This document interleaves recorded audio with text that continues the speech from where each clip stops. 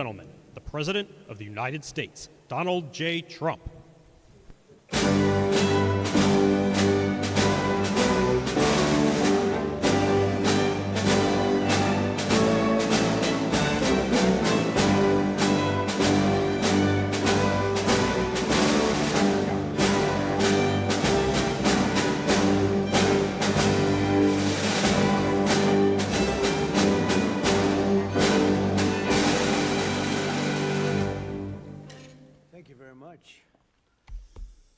Please, Susie.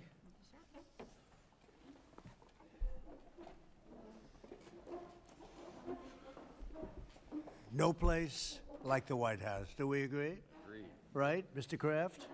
No place like the White House. Thank you very much for being here. Appreciate it.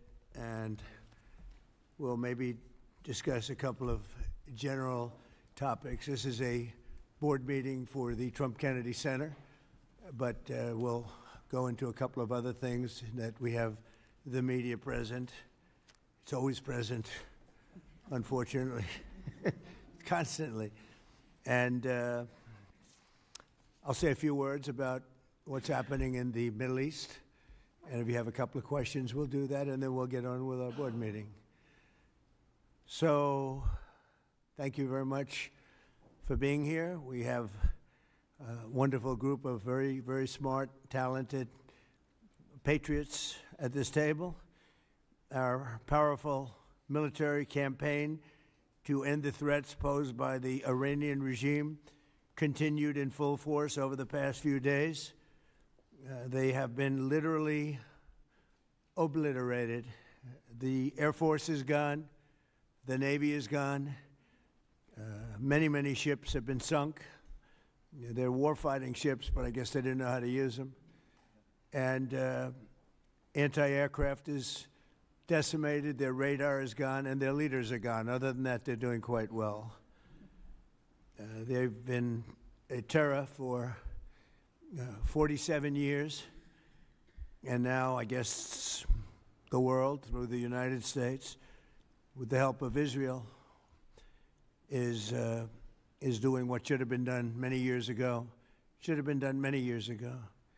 Since the beginning of the conflict, we've struck more than 7,000 targets across Iran, and these have been mostly commercial and military targets. We've achieved a 90% reduction in their ballistic missile launches and a 95% reduction in drone attacks. The missiles are trickling in now at very low levels because they don't have too many missiles left. We've also attacked the manufacturing plants, the places where they manufacture the missiles and the drones, and that's going on today. We just hit 3 of them today. And it's getting very hard for them to manufacture. More than 100 Iranian naval vessels have been sunk or destroyed over the last week and a half. That has to be some kind of a record. Additional strikes continue to launch from all directions every single hour. And as you know, we attacked Karg Island and knocked it literally, destroyed everything on the island except for the area where the oil is. I call it the pipes. We left the pipes. We didn't want to do that, but that we will do that. We can do that on 5 minutes' notice. It'll be over. But for purposes of someday rebuilding that country, I guess we did the right thing. But it may not stay that way. Just one simple word, and the pipes will be gone too, but it'll take a long time to rebuild that. We are aggressively dismantling Iran's defense industrial base, and ability to rebuild its missiles and drone capability is getting down to close to zero. And we're hammering their capacity to threaten commercial shipping in the Strait of Hormuz, with more than 30 mine-laying ships destroyed. We hit, to the best of our knowledge, all of their mine-laying ships. Now they can put them on other types of ships, I guess, and drop them in. But we don't know that any have even been dropped in. We're not sure that any have been. That's a big negative for them if they do it. It's a form of suicide. But we don't know that they have dropped any in. But we've hit all 30 of their ships and destroyed them. They're all at the bottom of the sea. We strongly encourage other nations whose economies depend on the Strait far more than ours. You know, we get less than 1% of our oil from the Strait, and some countries get much more. Japan gets 95%. China gets 90%. Many of the Europeans get quite a bit. South Korea gets 35%. So we want them to come and help us with the Strait. We have it in very good shape. The countries, I said, we've already taken care of Iran, but now, because of the fact that literally a single terrorist can put something in the water or shoot something or shoot a missile, a small missile, and it's fairly close range because it is a tight area, and which is one of the reasons they've always used that as a weapon. Iran has always used that as an economic weapon, and it's not going to be able to be used very long. Numerous countries have told me they're on the way. Some are very enthusiastic about it, and some aren't. Some are countries that we've helped for many, many years. We've protected them from horrible outside sources, and they weren't that enthusiastic. And the level of enthusiasm matters to me. We have some countries where we have 45,000 soldiers, great soldiers, protecting them from harm's way. And we have done a great job.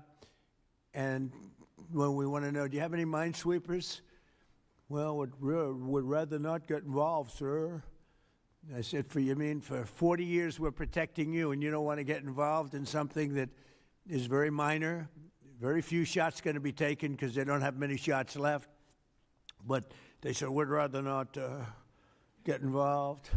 I just want the fake news media and everybody else to remember that that was said, because I've been a big critic of all of the protecting of countries, because I know that we'll protect them, and if we ever needed help, they won't be there for us. I've just known that for a long period of time, just like I knew about the Strait, that it would be a weapon, which I predicted a long time ago. Predicted all of this stuff. You guys were very generous in that. I predicted all of it. I predicted Osama bin Laden would knock out the World Trade Center. I made that prediction a year before he did it. I said, you better get him. He's a bad guy. I watched him be interviewed one time, and I said, that's a bad guy. You better get him.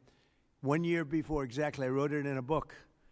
You can even check. About a year before the World Trade Center then came down, President Clinton actually had a shot at him, and he didn't take it, unfortunately. I'm not blaming him for that, but he didn't take it. And he ended up knocking down the World Trade Center, but I predicted that too. I predicted a lot of things. We strongly encourage other nations whose economies depend on the Strait for blood. I mean, these people literally need it. 95% of their energy or their oil comes out of the Strait, and they should be in here very happily helping us. And it's incredible. We have such great, we're number one in oil by double now. We drill, baby, drill. We're double any other nation, and it's going to be soon triple any other nation. And that doesn't include Venezuela, who's been great. By the way, the relationship with Venezuela has been fantastic. Millions, literally millions of barrels of oil are being taken out, and it's been a great help, and it's been to their great benefit. The president has done a really good job. We get along with him really well, but we've taken out millions of barrels of oil and brought to Houston and other places to the refineries. We have refineries set up specifically for that. And it's been a great relationship, and more and more is happening. It's a tremendous oil source, and we're stepping it up very rapidly. The big companies are going in, and they will actually, numbers in a pretty short period of time, numbers that they've never been able to do, we'll be doing. There's a lot of oil under that land. We strongly encourage the other nations to get involved with us and get involved quickly and with great enthusiasm. I have that from a number of them, and I'd like to say their names, but frankly, I don't know if they would want me to or not, because maybe they don't want to be targeted. But I say, wouldn't matter if you're targeted or not, because this is a paper tiger that we're dealing with now. It wasn't a paper tiger 2 weeks ago. It's a paper tiger now. So now we're going to get down to the reason. We'll take a couple of questions in a moment, but we're going to get down to the reason we're here today. Actually, this was set up a long time ago. It's the Trump Kennedy Center. Over the past year, we've made incredible strides to restore the true purpose and prestige of this revered institution. Together, we're going to ensure it remains the finest performing arts facility of its kind anywhere in the world. And I don't know that it ever really reached that stage, but it will over a period of time. We're rebuilding it. It's in very, very bad condition. It's been it's been somewhat of a disaster, to be honest with you. It's been let go to hell. That's what they've done. They did a poor job. They spent money in the wrong places. They built some theaters underneath that nobody uses, little ones, tiny theaters that cost $300 million. And the money was spent incorrectly, wrong. We're dealing with some networks on the possibility of renting those little theaters. Nobody's going to use them. They want the big halls. The halls are going to be incredible. They're in bad shape, but when they're completed, the bones are potentially something that could be unbelievable. So I want to, before we begin, I want to thank Rick Grinnell. He's been a friend of mine for a long time. He's been unbelievable. He was the ambassador, as you know, to Germany. There was no happier woman in the world than Angela Merkel. Angela. She called me, "Thank you, sir, thank you." Although she liked Rick a lot, there was nobody happier that he was no longer going to be the ambassador to Germany. He was difficult for them. He was not your typical ambassador. He was the opposite. He would do what was best for the United States, not for Germany. And I want to tell you, he did a great job. So good that I put him in charge of a thing called intelligence. And something he didn't really want to do, but he did it, and he did it incredibly well. There were a lot of leakers. He found out the leakers. And when he didn't find out who the leaker was in a certain area, he fired everybody. And he went into one room where there was leaks coming out. These are long-term problems that these various places have had. And he said, "Who's the one that leaked this?" And they wouldn't admit it, so he fired the whole room. And he did a good job, I'll tell you. He was very good. And during this transition period, I asked Rick if he would run it, because we wanted to see. And if you remember when we first took it over, I didn't do it with enthusiasm. I did it because somebody had to do it, had to turn it around, because it was failing. It would have closed, and physically it would have almost fallen down. It was in very bad shape. The steel columns outside, as an example, were meant to be covered. You know, exposed steel is unusual to have in building. What I do best in life is build. I build buildings really well and under budget and ahead of schedule. That's what I do, unlike the Fed building, which is going to cost billions of dollars. It may never open. I mean, right now, we have a wonderful Kevin, a wonderful new head of the Fed coming in. I don't know if he'll ever be able to occupy this complex. It was destroyed by Jerome Too Late Powell. I call him too late because he's always too late with interest. Should cut interest rates. He should cut them right now. They should have a special meeting. What's a better time to cut interest rates than now? A third-grade student would know that. But that's a terrible thing. But what I do is build. I build great stuff. And what we're going to do is, right outside. In fact, if you look behind me, see the nice gold curtains?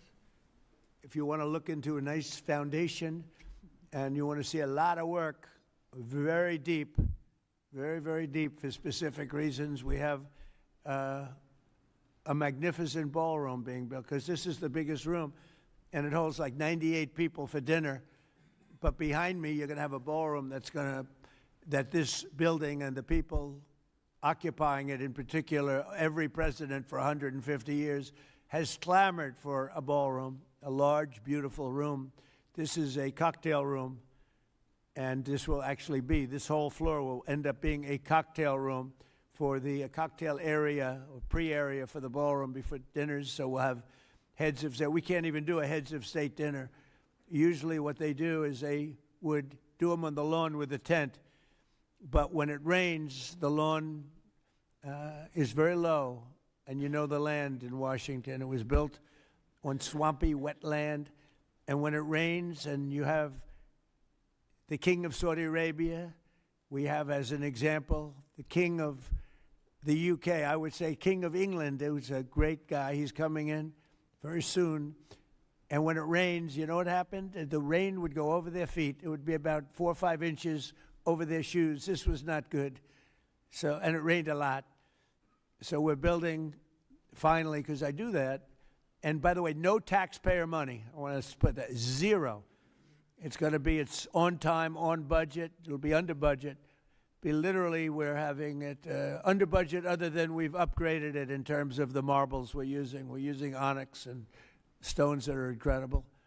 But it'll be something really spectacular. I'm looking at Mr. Steve Wynn, who's over there. He built a spectacular building, and he knows Trump builds a spectacular building. I build better buildings than him. I don't care what he said. But Steve is over here, and he really, with his incredible wife, Andrea, and thank you both for being here. Andrea's on the board, and Steve is so in love with his wife, he asked whether or not he could come. And I can say the same thing for the great Bob Kraft. He's got a wife that's so wonderful. He said, do you think I could come? She didn't have to accept that, you know. She could have said no. But Bob said, I would like to come. So, Bob, we will not let you vote, although his vote would be a good vote. He will vote for the proper thing. But it's good to have you both here. These are two great couples that know a lot about the things I'm talking about, like fixing, whether it's building a stadium or building a building. We know they know how to do it. So thank you, Steve, very much. But we've made incredible strides over the past year. If you remember, I said I want to run it for a year just to see, because the place is falling down. It's horrible. Air conditioning, heating is going to be ripped out in its entirety, and it needs new. It's old.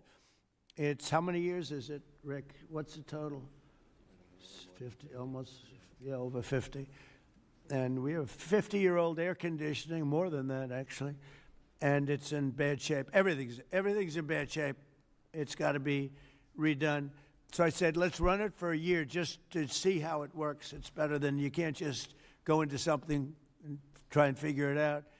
And we figured it out over the year. And you have to close it, putting new marbles in, beautiful, beautiful marbles. When you do marbles, you can't have people walking over the marble every night as it's drying and setting and going to a play.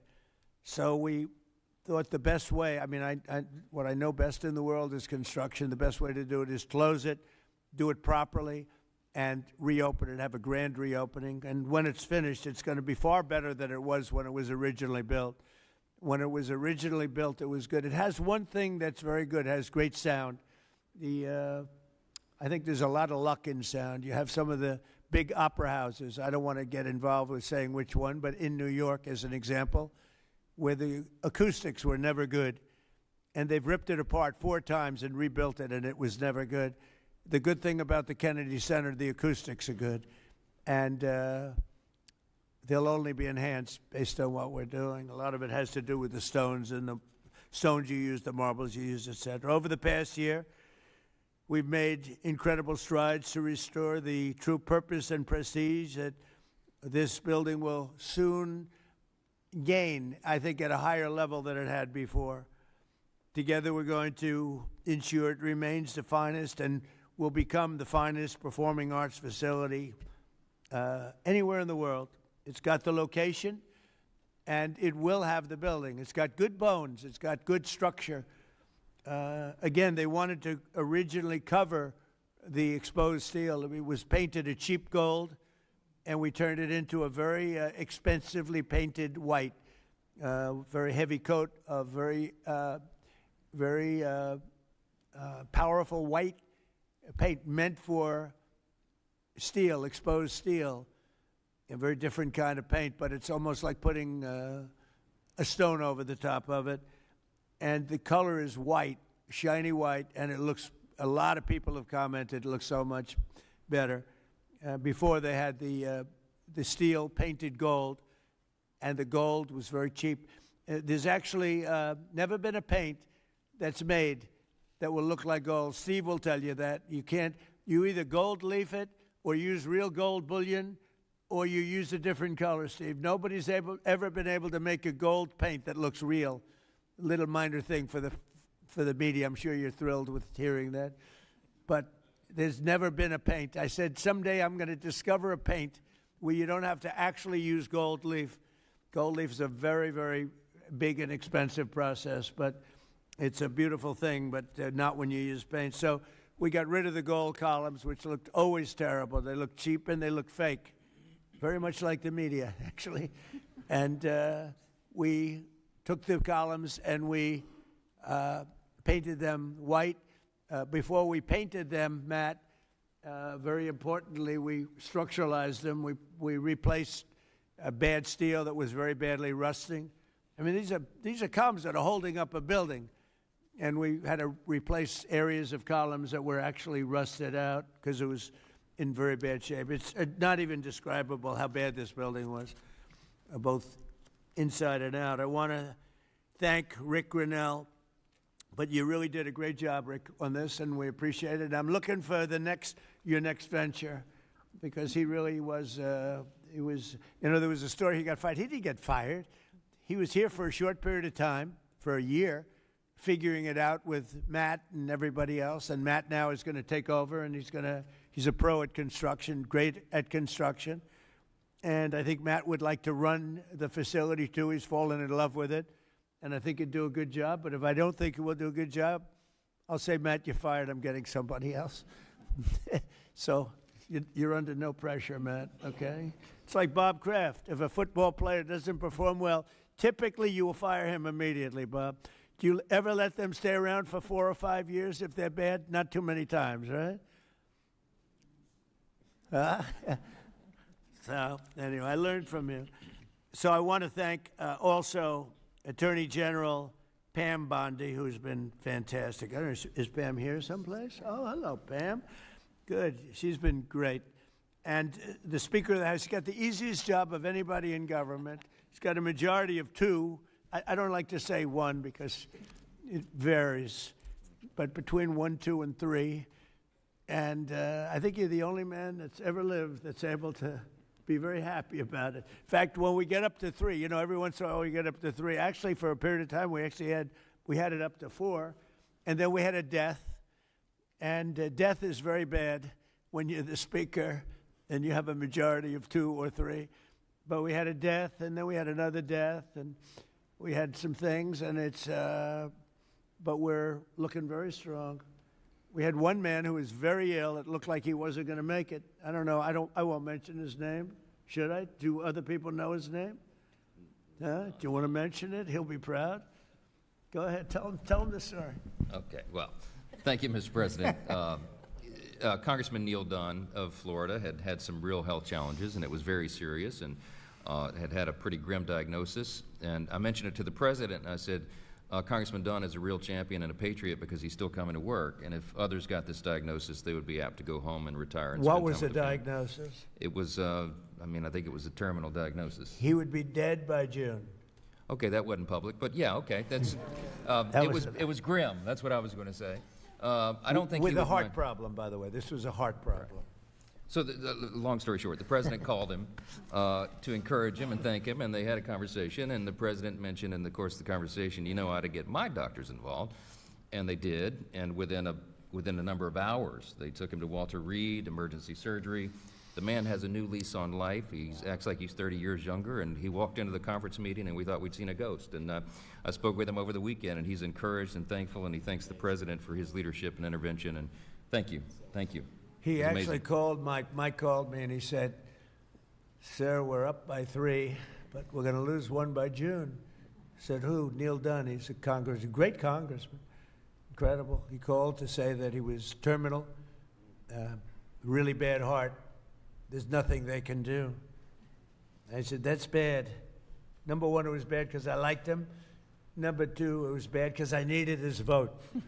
But he really said, Mike, I'm going to last this out for the president and you, and however long I live, I mean, it looks like June is the time, but however long I live, I'm going to be voting for you. I mean, how many people are going to say that? Most of them are going to say, Mike, I'm retiring immediately. That's the end. He's an extraordinary man. But he didn't do that. It was really impressive. And then I realized I have doctors in the White House. The White House doctors are incredible.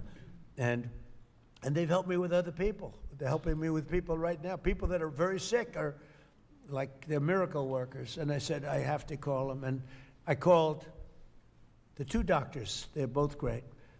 And they immediately went over to see the congressman. And he was on the operating table like 2 hours later. Yeah. And it was a long operation. They gave him more stents and more everything that you could have. I think he's got everything that you could possibly have. And they called up. They said, sir, I think he'll be fine. I said, you got to be kidding. He said, I think he'll be fine. And Mike was telling me the story that the other day he came into a meeting for the first time in a long while. Go ahead.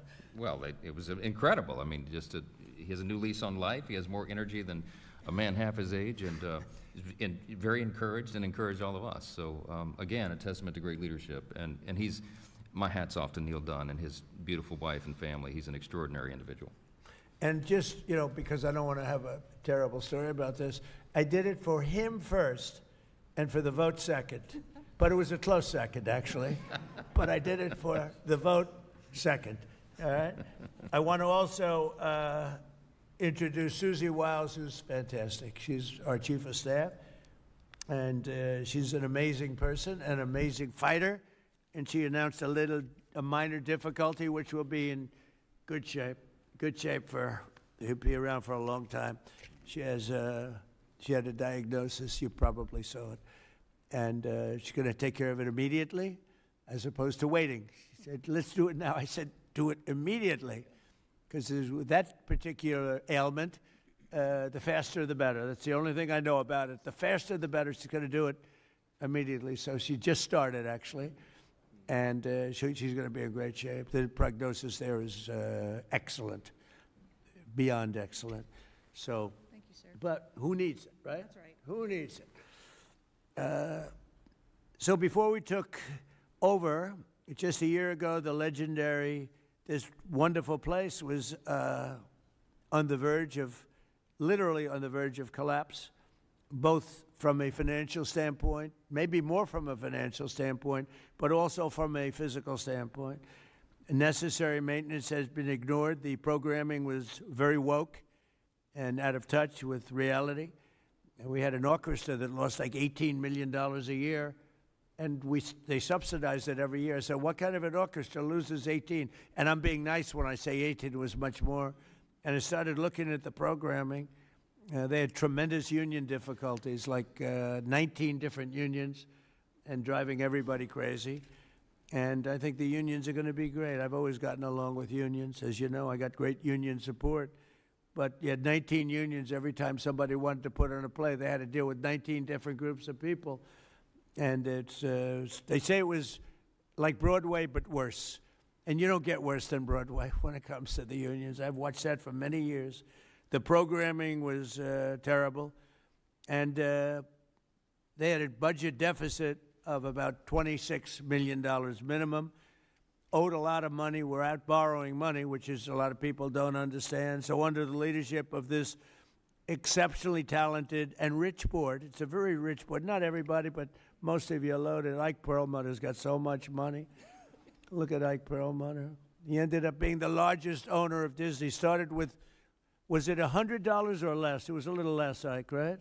He didn't speak English, and he became the largest owner of Disney. Right? But then they went woke and he sold the stock. He didn't like Mickey Mouse being woke, right, Ike? But he's one of the most brilliant business people. Thank you, Ike. It's great. And Lori, thank you very much for being here. So I think it's Lori that's on the board, though, right, Lori? What's with these husbands? All the husbands are traveling. I think it's the White House. I got all the husbands with the wives. That's never happened. Boy, oh boy, what great relationships. My wife is going to have to speak to me. This is pretty good. The biggest guys in the country travel with their wives to come to a meeting. But it has something to do with the White House, right, Ike? Right? You don't want to see me. You want to see the White House because it's a special building. But thank you. And congratulations on an amazing career. Most people don't know Ike Perlmutter. Isidore Perlmutter. And started with nothing and built a vast fortune just by deal after deal. Did you ever have a bad deal, Ike? Which was that? Don't tell. See how honest he is? Most people would say no. He says one. And it couldn't have been very bad.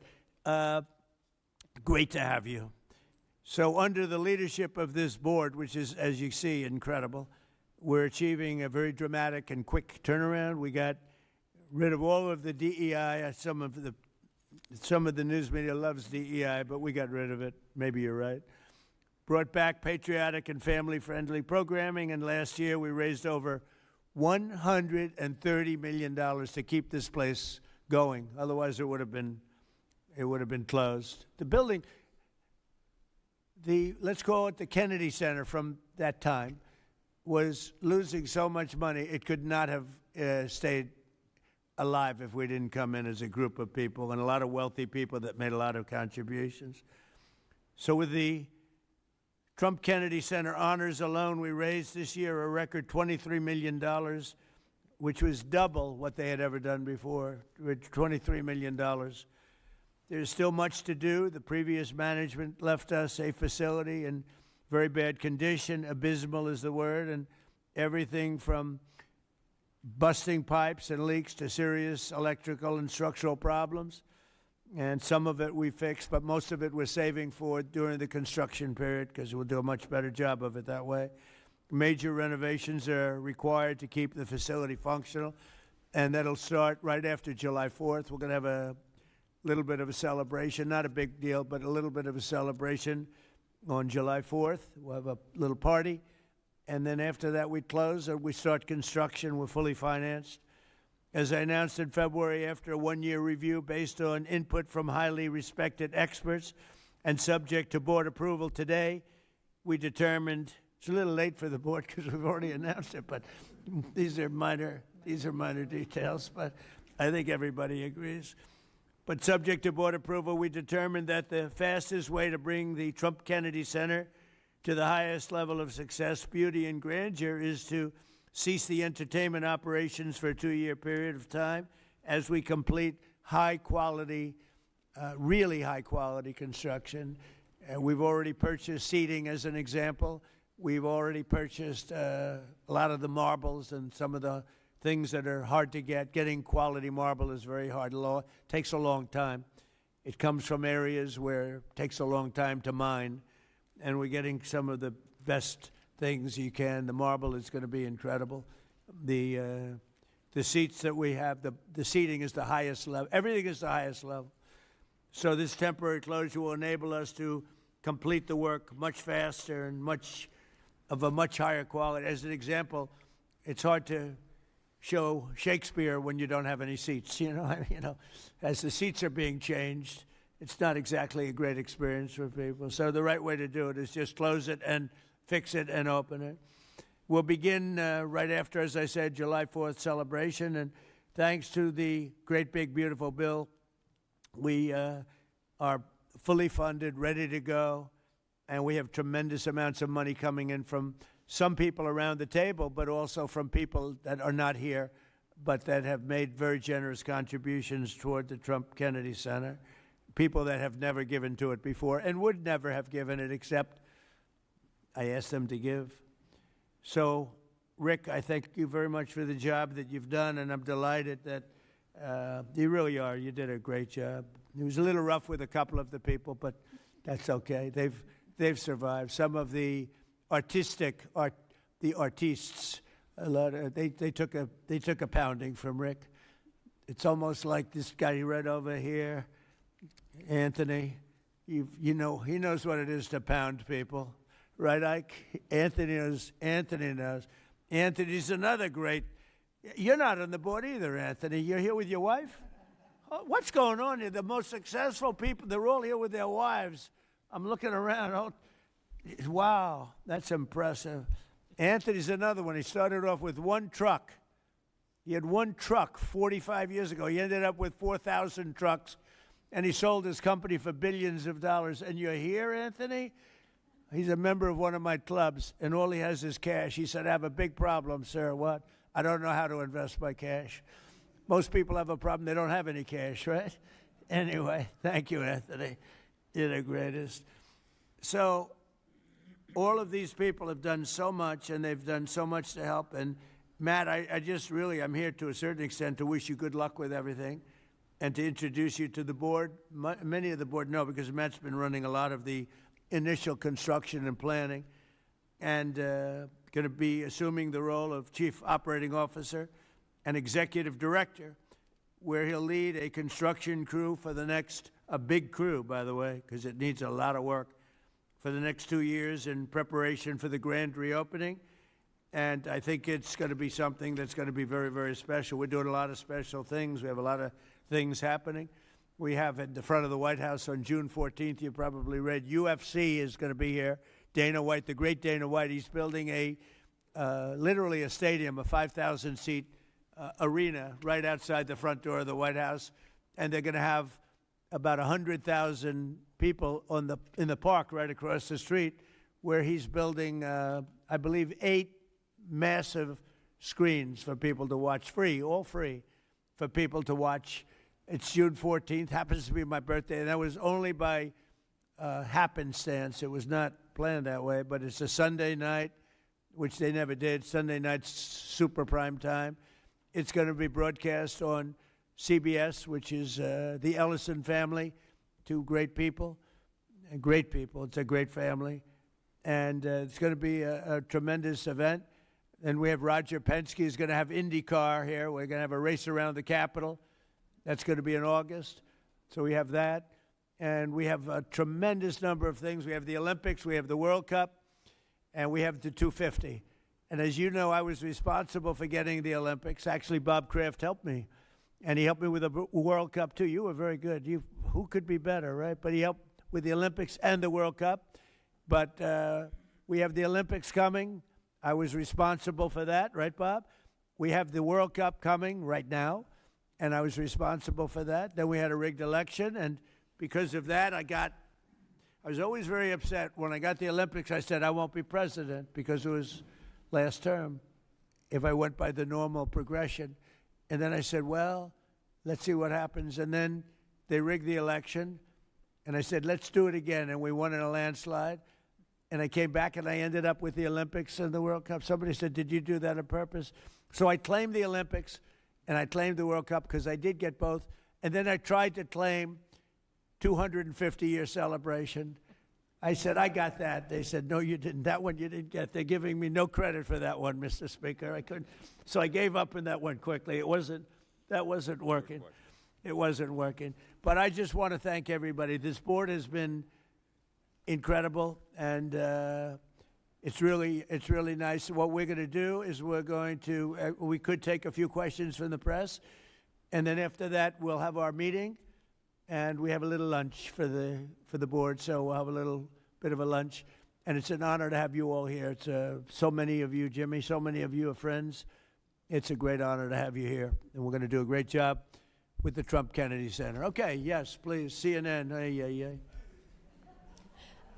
Thank you, Mr. President. I'm not CNN, I'm Daily Wire, but thank you for the question. Numerous countries have told me they are on their way. Can you give us a hint what they are, what that entails, how soon they might be there? You mean who are the countries? Yes, sir. I'd rather not say yet, but we'll be announcing Marco Rubio and the various people that are doing that will be announcing. And I have to tell you, we have some that are really enthusiastic. They're coming already. They've already started to get there. It takes a little while to get there. It's like, in some cases, you have to travel an ocean. So it doesn't go that fast, but it'll go fast. And we have some that are fairly local that are doing it. But we'll give you a list. Some are very enthusiastic, and some are less than enthusiastic. And I assume some will not do it. I think we have one or two that will not do it that we've been protecting for about 40 years at, tens of billions of dollars, Mr. Speaker. So I'll be reporting that to you in the House and the Senate, and I'll say, why are we protecting countries that don't protect us? And I've always felt that was a weakness of NATO. We were going to protect them, but I always said, when in need, they won't protect us. Now, this isn't need. Need would be one of the big boys. But I will say that we built the greatest military in the world, and we protect people. And if we need their mine boats, or if we need anything, any piece of apparatus that they may have because of a situation that they have, they should be jumping to help us, because we've helped them for years stay out of wars. Yeah, please. Thank you very much, Mr. President. Can you tell us if you have spoken with French President Macron about the coalition to reopen the Strait of Hormuz? Have you been speaking with the French President? What does that mean? Have you been speaking with the French President Macron about the coalition to reopen the Strait of Hormuz? Yeah, I have spoken to him. He's been, on a scale of 0 to 10, I'd say he's been an 8. Not perfect, but it's France. Are you we don't expect perfect. Are you confident that France will help with the reopening of Strait of Hormuz? Yeah, I mean, sure. I think he's going to help. I mean, I'll let you know. I spoke to him yesterday. I don't do a hard sell on them, because my attitude is we don't need anybody. We're the strongest nation in the world. We have the strongest military by far in the world. We don't need them. But it's interesting. I'm almost doing it in some cases, not because we need them, but because I want to find out how they react. Because I've been saying for years that if we ever did need them, they won't be there. Not all of them, but they won't be there. I was very surprised with the United Kingdom, because the United Kingdom, 2 weeks ago, I said, why don't you send some ships over? And he really didn't want to do it. I said, you don't want to do it. We've been with you. You're our oldest ally. And we spend a lot of money on, NATO and all of these things to protect you. I mean, we're protecting them. We're working with them on Ukraine. Ukraine's thousands of miles away, separated by a vast ocean. We don't have to do that, but we did it. Well, Biden did it. I mean, I have to be honest with you. Biden got taken to the cleaners. But we worked with them in Ukraine. We don't need to work with them in Ukraine. And then they tell us that we have a mine ship around, and they don't want to do it. I think it's terrible. No, I was very surprised. I told him, we requested 2 aircraft carriers, which they had, and he didn't really want to do it. And then right after the war essentially ended, meaning they were obliterated, he said, I would like to send the aircraft carriers. I said, I don't need them after the war has ended and won. I need it before the war. So I was very upset not upset, I was not happy with the UK. I think they'll be involved, yeah, maybe. But they should be involved enthusiastically. We've been protecting these countries for years with NATO, because NATO is us. You can ask Putin. Putin fears us. He has no fear of Europe whatsoever. He fears the United States of America and the military that was built by me in the first term. Yeah. President, you mentioned the significant amount of oil that China derives from the Middle East. What is the status of your conversation with President Xi in terms of getting China to cooperate, in terms of making the Strait of Hormuz safe for those oil tankers? Yeah, so China is a great example. They get 91% of their oil from the Hormuz Straits, which we protected for years.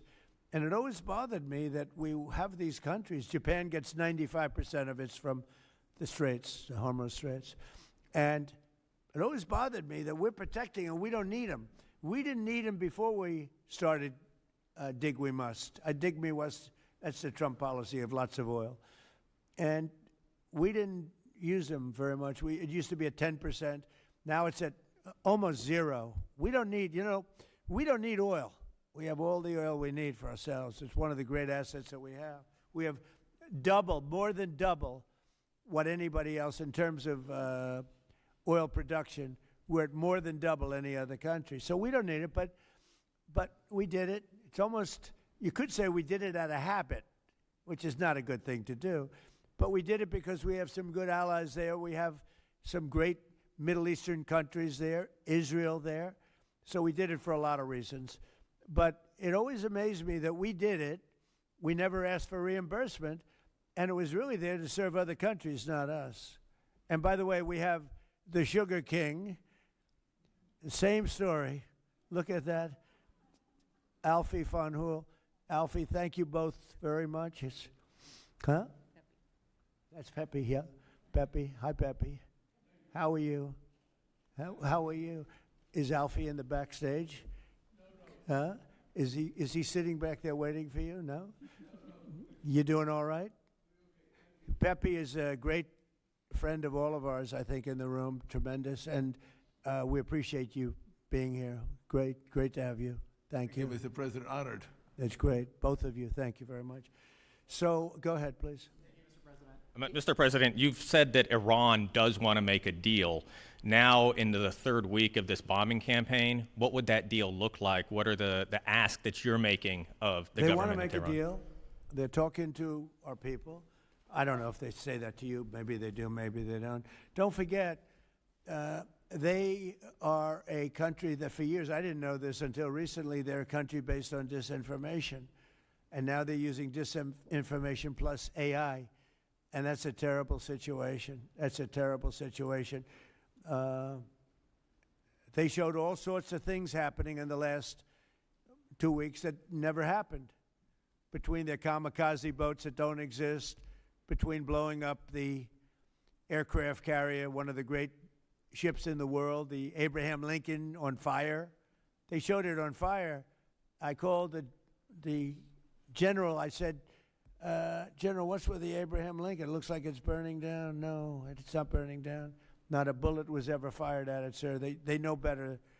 I said, this is my first glimpse of AI and what they've done with it. They showed buildings in Tel Aviv burning to the ground, high-rises burning. They showed buildings in Qatar. They showed buildings in Saudi Arabia burning, and they weren't burning. They weren't hit.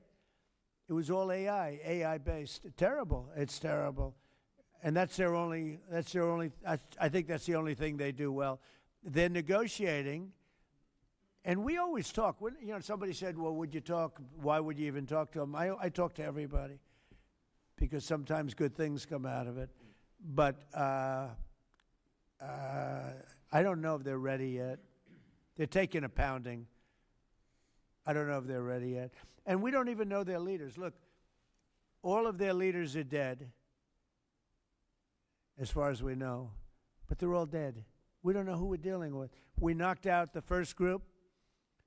Then the second group met, 88 met to pick the leader because the first group was all dead. And the second group got knocked out. They're all dead. Then a third group met. I would think they're a little nervous about meeting. I don't know if they're nervous. Maybe they're not. Maybe they're crazy. If they're not nervous, then they're crazy. But we met with the next group, but we don't know who their leader is. We have people wanting to negotiate. We have no idea who they are. Yeah, please, Peter. Thanks, President Trump. What are your advisors telling you about the Ayatollah's son, the new supreme leader? What are they telling you about him? Well, it's not only them, it's you people. I mean, a lot of people are saying that he's badly disfigured. They're saying that he lost his leg, one leg, and he's been hurt very badly. Other people are saying he's dead. Nobody's saying he's 100% healthy. And he hasn't spoken because the Ayatollah would sit and he'd spew hate from a form of a throne. Not as nice as a throne. I like the English throne much better. But it was a fancy chair. But he'd spew hate from his chair. But you'd see him a lot, right? This one we haven't seen at all. So that could be for a lot of different reasons. We don't know, Peter, if he's dead or not. And now that you've announced, I will say this: nobody's seen him, which is unusual. something else. Now that you've announced that the U.S. has destroyed all of Iran's mine-laying ships, Why can't the U.S. just immediately reopen the Strait of Hormuz? Well, we could, but it takes two to tango. We have to get people to take their billion-dollar ship and drive it up. If when Pepe has his big sugar ships coming around and they cost $1 billion, and we say, I think it's okay now, Pepe, take your ship, drive it through the Strait of Hormuz. He may say, let me wait a little while, because it takes ship owners, and these ships are very expensive. They can cost up to $2 billion. So they don't want to take a chance that, gee, I think you'll be okay. They got to know it. So they don't have to set, we don't know if they even set any mines. But the thought that they may have is enough to keep people from saying, we don't need it. Now, we are pounding that area, that coast, as you know, left side. We're pounding it, like really pounding it hard. And again, they may have no mine set. We hit every one of their mine droppers. They call it the mine layers, right? The ships. They're pretty sophisticated ships. Every one of them is gone.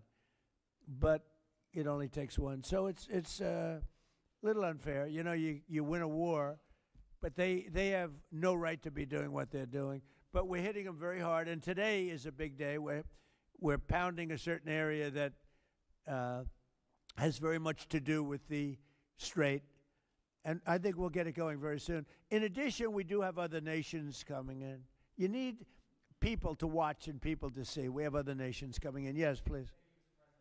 If the United States is working to secure the Strait of Hormuz for the benefit of other countries like China, and our allies aren't yet stepping up to your standard, is the United States getting back to being the world's policeman? Look, the United States should not be very much involved. They can on a certain basis. They've been doing it for a long time. But I've always said, if you look back years ago, I said, why aren't we being reimbursed? These are the richest countries in the world. Why aren't we being reimbursed for maintaining the Hormuz Strait? And why aren't we being reimbursed for that? I've said that for years. You can go back. They reported on it yesterday. I've been saying a lot of things about the straits. Number one, I said it's the one advantage they have, but that's a suicidal advantage because they kill themselves more than they kill the rest of the world. And there are things you can do with time. There are other things you can do. But I think we're going to have the situation straightened out pretty quickly, and I think we're going to have some good help, and I think we're going to be disappointed in some nations too. And I'll let you know who those nations are. One of your advisors, David Sachs, said the other week that the U.S. should, quote, declare victory and get out of the Iran war. Yeah, he also warned that if the conflict escalates, Israel may contemplate the use of a nuclear weapon. Has he shared that assessment with you? No, yes. And Israel wouldn't do that. Israel would never do that. And, there's a theory. You've pounded them to hell, and you could just leave now, and it'll take 10 years for them to build back not nearly what they have right now. And I guess that's another theory, but we want to have it ended so that another president doesn't have. Look, for 47 years, no president was willing to do what I'm doing, and they should have done it a long time ago. It would have been a lot easier. There's no president that wanted to do it, and yet every president knew. I've spoken to a certain president, who I like, actually, a past president, former president. He said, I wish I did it. I wish I did, but they didn't do it. I'm doing it. Yeah. Which president? I can't tell you that. I don't want to embarrass him. It would be very bad for his career, even though he's got no career left. Go ahead, please. You mentioned. How about the man right Thank you, sir. Mr. President, you mentioned that you're not entirely sure who you're dealing with, who the leadership is in Iran. Do you see a viable opposition movement still in that country following all of the protests that we had seen before the airstrikes and kind of an opposition movement that could become a viable leader in Iran? Well, the biggest problem, and we have brave people in this room, but the biggest problem that I see is that, they put out a warning, and we have the warning. We get everything they get. And it said any protester that goes onto the street will be immediately shot and killed. This is a little tougher than the American way. This is not. this is not quite as tough as, nobody can believe it. So I can't imagine, they don't have guns, and the other ones have guns. Highly sophisticated machine guns and AK-47s and other kinds of guns. And they did that with the women. So the women had 250,000, even 500 people protesting a year ago. And they shot women right through the middle of the forehead with snipers. And they didn't have to do many. About 10 went down bleeding profusely, and 250 to 500,000 women went running in the other direction, because they can be brave, but they're not stupid, and they have no gun, and you have snipers in buildings specifically for this reason. So a woman goes down falling, bleeding from the head, and it doesn't take long for that to spread. And when that spreads, that crowd dispenses. And nobody else has been able to do that to the extent that these people are violent. They killed a minimum 2 weeks ago, 32,000 people. So, and they put out actually a notice 2 days ago. If you protest, you will be shot and killed. So, I don't know. I would say Mike Johnson's the only person I know who has the courage to go out in that kind of an atmosphere. I don't think so. Yeah. Have your advisors told you anything in terms of how long we can expect gas prices as high as they are right now? I don't need advisors to tell me that. I know what it is. You know, the Prime Minister of UK, United Kingdom, yesterday told me, I'm meeting with my team to make a determination. I said, you don't need to meet it with the team. You're the Prime Minister. You can make your own. Why do you have to meet with your team to find out whether or not you're going to send some minesweepers to us or to send some boats? I said, you don't have to meet with your team. It's the same thing here. I can tell you that when this is over, oil prices are going to go down very, very rapidly. So is inflation, so is everything else. But frankly, much more important than short-term, even long-term oil prices, you can't let the most violent, vicious country in the last 50 years have a nuclear weapon, because the Middle East will be gone, Israel will go first, without question, and they'll certainly take a shot at us before we get our act together and say we got to take them out. You can't let Iran, who's truly a nation of great terror and power. Look what happened in the last 2 weeks. They weren't supposed to go after all these other countries in the Middle East. Those missiles were set to go after them. So they hit Qatar, Saudi Arabia, UAE, Bahrain, Kuwait. Nobody expected that. We were shocked. And the other one, you know, they fought back. They could have yielded. But think of it, if we weren't around, they had tremendous power. They had thousands of missiles, most of which we've terminated. They had thousands of drones. They were making drones and missiles all over the place. We've knocked out most of those factories. I mean, now they're sending out 2 or 3 missiles. Now, you know, they've still got some. They might have 8% left. But mostly they've been eliminated. They've been terminated by what we did and what Israel did too. Yeah, please. Israel is expected to expand its ground offensive in southern Lebanon to go after Hezbollah. Have you discussed that with Israeli leaders? Yeah. And does the United States support a potential Israeli invasion of Lebanon? Yeah, no, I did. And I know look, Hezbollah is a problem. It's been a problem for a long time, not just now. And it's a certain area, because I was with the other night a person whose parents live in Lebanon. This is a very substantial person, wealthy person, whose parents live in Lebanon. I said, really? How do you live in Lebanon? Your parents are living? Oh, yeah, they live there. And over the years, they've gotten used to the fact that it's being bombed. But they explained to me that it's really a different section of Lebanon. It's a section where Hezbollah is. And they get used to it, I guess. I don't know. I mean, people live in Ukraine. You would think they wouldn't live in Ukraine, but they live in Ukraine. I don't know that I'd do that. but they live in Ukraine, they live in Lebanon. Hezbollah is a big problem, and they're rapidly being eliminated. Thank you very much, everybody. I appreciate it.